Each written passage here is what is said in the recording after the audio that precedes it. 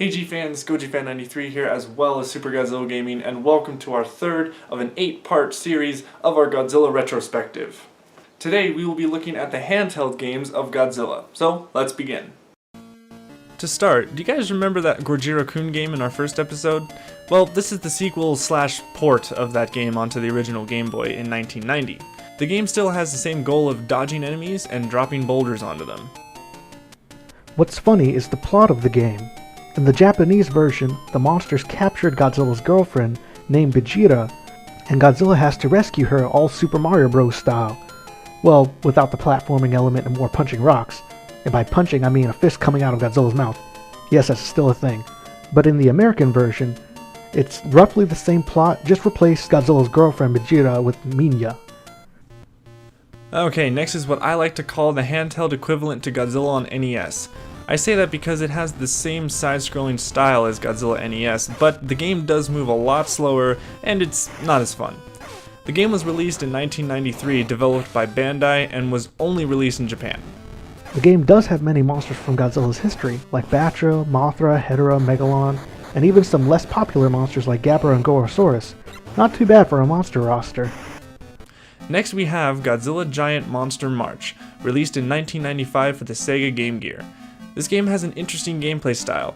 Once again, it's not necessarily running around destroying buildings, as it has the strategy gameplay style to it. Seriously, what's with Godzilla games in the strategy genre?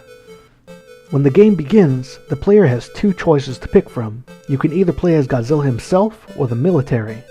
If you choose Godzilla, you must destroy buildings and other kaiju on each level.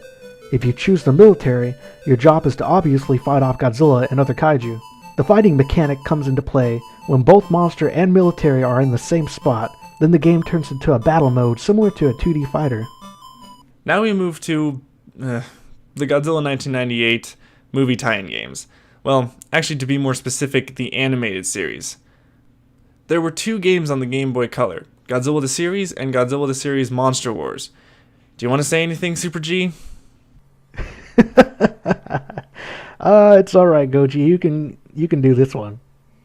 Ah, damn. Okay, well, the game is a 2D side-scroller where you play as Zilla Jr., fighting off the military. In the game, you don't really control Zilla's movement.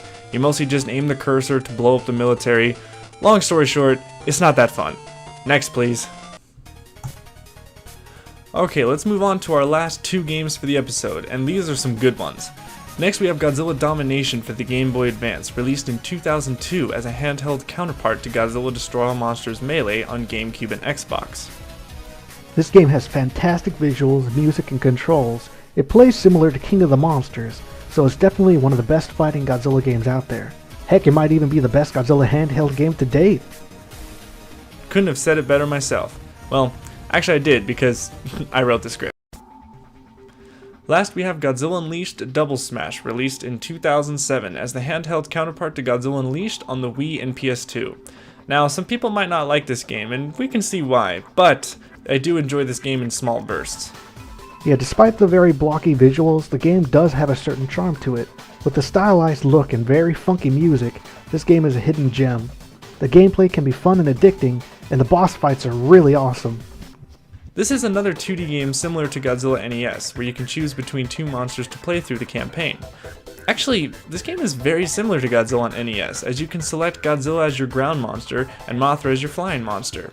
But there are other monsters to choose from as well. Well guys, thank you so much for watching this episode. Tune in next week and we'll be taking a look at Godzilla going into the third dimension. Till then, stay big, G fans.